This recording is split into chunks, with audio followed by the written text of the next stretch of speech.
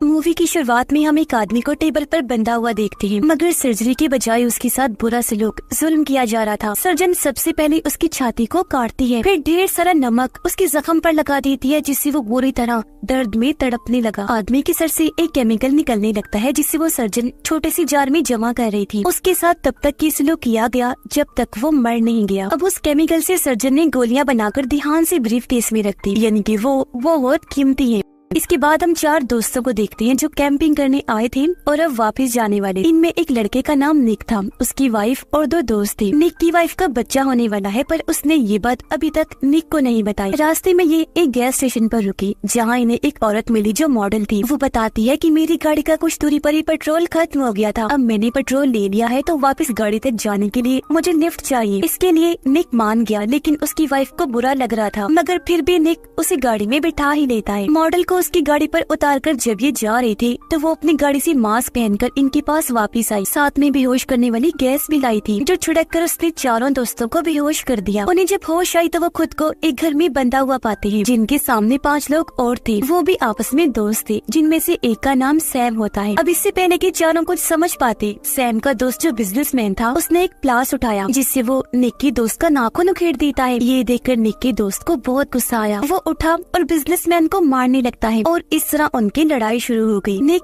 इनकी लड़ाई छुड़वाकर शांत करता है। तभी इन्हें पता चला कि ये सब एक ही कश्ती के मुसाफिर हैं, मतलब किसी को भी यहाँ के बारे में कुछ नहीं पता। बिजनेसमैन बताता है कि मैंने उसका नाखून एक वीडियो की वजह से उखाड़ा है। कौन सी वीडियो, ये देखने के लिए सब ऊपर वाले कमरे में गए, जहाँ 22 घंटे का टाइमर चलना शुरू हो गया था। तभी स्क्रीन पर एक वीडियो चलने लगी। एक औरत इन सबका वेलकम करती है, फिर कहने लगी कि तुम सब लोगों की गर्दन पर एक डिवाइस लगी है, जो तुम्हारे दिमाग से खास किस्म का केमिकल जमा करे। केमिकल तभी निकलेगा जब तुम लोगों को दर्द हो। तुम्हारे पास 22 घंटे का टाइम है। टाइमर के नीचे दिए गए लाइन बार को 100% पूरा करना है, तभी तुम यहाँ से बाहर जा सकते हो, चाहे इसके लिए फिर तुम्हें कुछ भी करना पड़े। दिए गए टाइम के अंदर अगर तुम ऐसा ना कर सके तो बाद में जो तुम्हारे साथ होगा वो तुम्हें पता चल ही जाएगा। यानी इनके साथ अब जो भी होने वाला है, मतलब दिमाग से केमिकल का निकालना, वो सब शुरुआत वाले सेल से जुड़ा हुआ है। अब यहाँ से बाहर निकलने के लिए लाइन बार को पूरा करने के साथ साथ इन्हें गर्दन पर लगी छोटे से जार को खास किस्म के केमिकल से भरना है। अब या तो एक दूसरे को ऐसे ही मारे या ग्रुप्स की शक्ल में एक दूसरे को तकलीफ दे, तभी इनका जार भर सकता है। ये लोग इस घर से भाग भी नहीं सकते, क्योंकि पूरा घर लॉक्ड है। इन्होंने भागकर देख भी लिया था, जिसमें ये नाकाम रहे थे। तो एक दूसरे को तकलीफ देने के अलावा अब इनके पास और कोई रास्ता नहीं था। लेकिन इसके लिए सैम का एक दोस्त राजी नहीं था। वो बुरी तरह घबरा गया था, इसीलिए वो खुद ही गर्दन पर लगी डिवाइस को निकालने लगता है। ऐसा करने से उसे दर्द भी हो रही थी, जिससे लाइन बार आगे बढ़ने लगता है। पर जैसे उसने डिवाइस को निकाला, मौके पर ही उसकी मौत हो गई। ऐसा होने से लाइन बार की परसेंटेज वापिस से पीछे हो गई, क्योंकि उसके दिमाग से निकलने वाला केमिकल जाया हो गया था। पर वो बिल्कुल 0 पर नहीं आया था, क्योंकि इसमें कुछ हिस्सा निक की दोस्त का भी था, जब उसका नाखून उखाड़ा गया था। अपने साथी को मरता हुआ देखकर सभी काफी घबरा रहे थे। तभी सैम की एक दोस्त तारा, जो बहुत खुदगर्ज थी, कहती है कि तुम सब लड़की आपस में एक दूसरे को तकलीफ दे दो, हम लड़कियों को रहने दो। पर बिजनेसमैन कहता है कि नहीं, ऐसा नहीं होगा, कोई लड़का लड़की यहाँ नहीं देखा जाएगा, तकलीफ सबको बराबर सहनी पड़ेगी। तब सबसे पहले बिजनेसमैन तकलीफ सहने के लिए मान जाता है, क्योंकि वो यहाँ से जल्द निकलकर अपने बेटे के पास जाना चाहता है। इसलिए सब लोग उसे कुर्सी पर बिठाकर खूब पीटते हैं। 1 घंटा पीटने के बाद ये रुक गई। जहाँ बार की परसेंटेज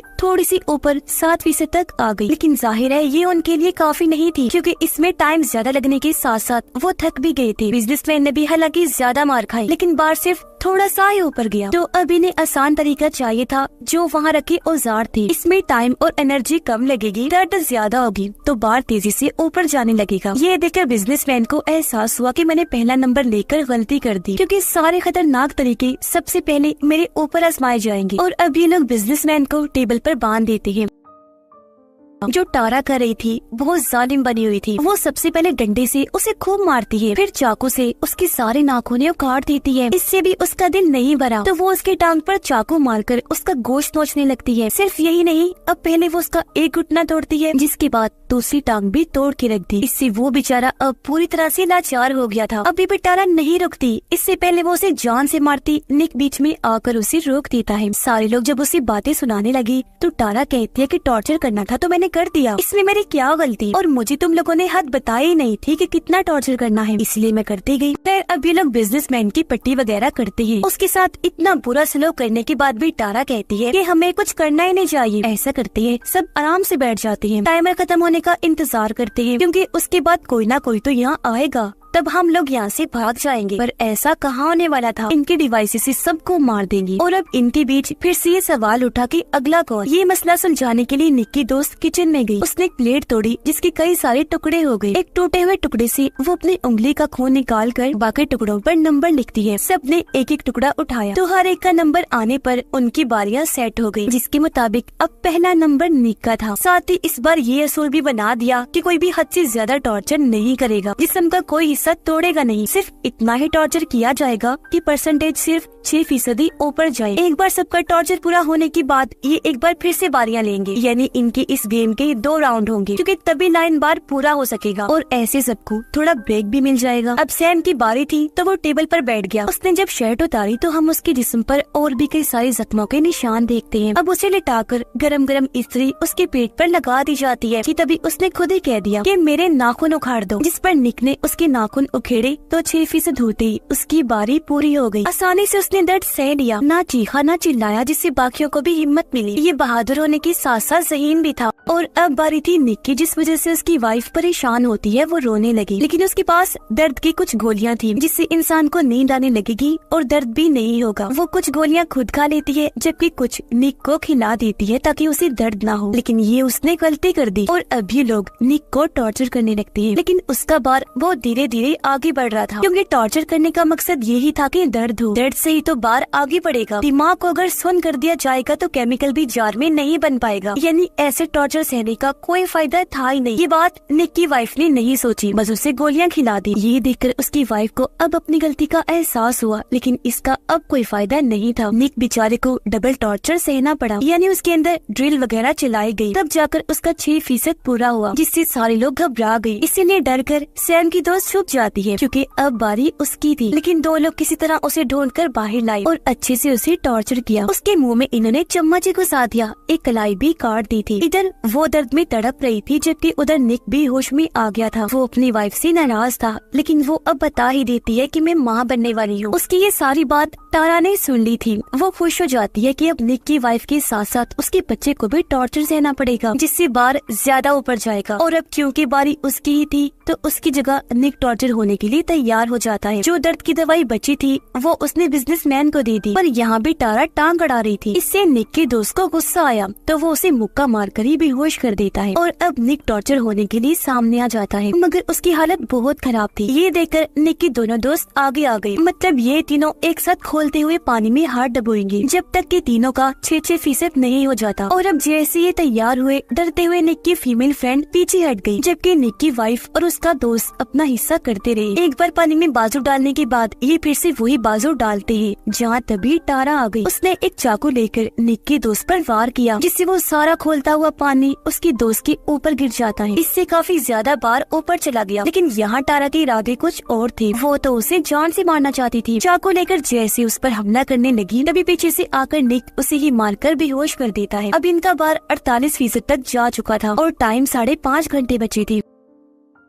अब बारी थी तारा की, जिसे तकलीफ पहुंचाने के लिए हर कोई तैयार बैठा था। जो इतने देर से वो सबके साथ कर रही थी, तो वही चीज अपने साथ होती देखकर वो बौखला गई। वो एक औजार उठाकर निक की दोस्त की गर्दन में घुसा देती है। तेजी से उसका खून निकलने लगा, जिससे वो वही मारी गई और इस तरह उसका केमिकल जाया होने से बाहर नीचे आ गया था। ये देखकर निक की दोस्त को बहुत गुस्सा आया। वो आगे बढ़ा ताकि तारा को मार सके, लेकिन तभी निक उसे रोक देता है, समझाने लगा कि ऐसा मत करो, ये बेवकूफी होगी, क्योंकि अगर उसे जान से मार दिया जाएगा तो हम सबको और ज्यादा टॉर्चर सहना पड़ेगा, तारा के हिस्से का भी। इसीलिए उसे मारने की बजाय अपना गुस्सा उस पर निकालो, क्योंकि इससे हमारा ही फायदा होगा। निक का दोस्त मान तो गया, लेकिन वो कहता है कि एक शर्त पर, टॉर्चर मैं करूँगा। इसीलिए उसे मौका दे दिया गया। उसने एक रेंच उठाकर पहले उसकी गर्दन पर मारा, फिर एक कटर मशीन को उसकी जिल्द पर रगड़कर बहुत ज्यादा तकलीफ दी। ऐसा तब तक चलता रहा जब तक वो बेहोश नहीं हो गई। अब तक बार भी 85% तक जा चुका था, लेकिन टाइम इनके पास बहुत कम था। बार को पूरा करने के लिए इनके पास बस 1 घंटे का टाइम था। अब बचे हुए 5 लोग फैसला करते हैं कि हम अपनी गर्दन की हड्डी तोड़ेंगे, उससे हमें इतनी दर्द होगी कि और कुछ करना ही नहीं पड़ेगा, बार पूरा हो जाएगा। इसलिए निक का दोस्त एक रेंच लेकर बारी बारी सबकी गर्दन की हड्डी तोड़ देता है। लेकिन जब बारी आई निक की वाइफ की तो वो रुक गया और अब निक रेंच लेकर उसकी हड्डी भी तोड़ देता है, जिससे सच में बार पूरा हो गया। ऐसा होते ही औरत की वीडियो फिर से चल पड़ी, जिसमें वो कह रही थी कि बहुत खूब, तुम सब जीत गए हो। अब ऊपर वाले कमरे में जाओ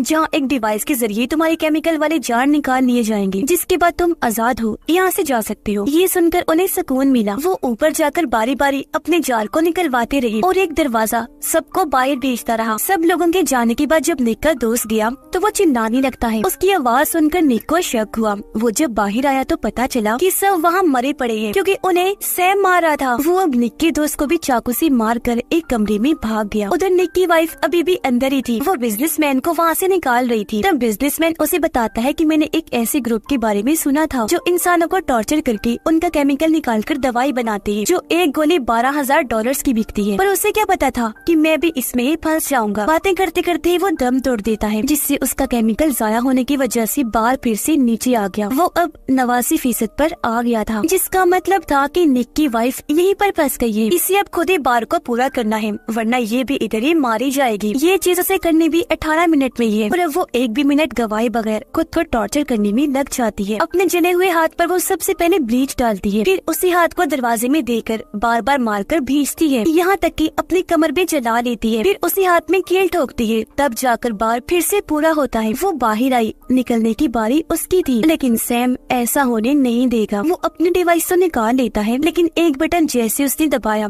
सबकी डिवाइसेस पर लगा जहर चालू हो गया। इससे सारे ही लोग तड़पने लगे, क्योंकि धीरे धीरे वो मर रहे थे। इसी बीच सैम निक को बताता है कि ये मेरा 5वीं बार है, यानी ये लोग 5वां ग्रुप था जिनके बीच ये गेम खेल रहा था, क्योंकि पूरे गेम में हमने देखा कि ये सारे आइडियाज दे रहा था और इसके जिस्म पर जख्मों के निशान भी इसीलिए थे। पर ये भी कोई ग्रुप का मालिक नहीं था, बस सर्वेंट ही था। वो ये बातें जब बता रहा था तो यहाँ निक अपनी तैयारी करने लगता है। वो एक पेचकस अपने साथ लेकर आया था, जिसे वो सैम के अंदर घुसाकर उसकी जान ले लेता है। ऐसा करने के बाद निक वहाँ बड़ी दवाई लेता है तो बाल बाल उसकी जान बच पाती है। डिवाइस भी वो निकाल लेता है। निक ने दवाई अपने दोस्त को भी दी, लेकिन कि वो अपना दम तोड़ देता है। निक की वाइफ जो बेहद जख्मी थी बाहर आने की कोशिश करती है, लेकिन आ नहीं पाई, क्योंकि उसका बहुत सारा खून बह गया था, जिससे वो भी मारी जाती है। निक अकेला ही बचा था। वो एक कटर से दरवाजे का लॉक काटकर वहाँ से बाहर निकल जाता है। और अब हम कुछ दिन के बाद का वक्त देखते हैं, जहाँ निक उसे गैस स्टेशन के सामने वाले होटल में बैठा हुआ था। वो दरअसल उसी मॉडल का इंतजार कर रहा था जिसे इन्होंने लिफ्ट दी थी, और उसने इन सबको बेहोश करके इस गेम में फंसाया था। वो जैसे ही आई, निक उसका पीछा करने लगता है। इससे पहले अब किसी और को वो अपना शिकार बनाती, निकी उसे मारकर बेहोश कर देता है, फिर गाड़ी में डालकर अपने साथ ले गया और उसके जरिए बाकी लोगों तक पहुंचेगा जो इस टॉर्चर ग्रुप को चला रहे थे। बदला लेगा सबसे ज्यादा अपनी वाइफ और होने वाले बच्चे का।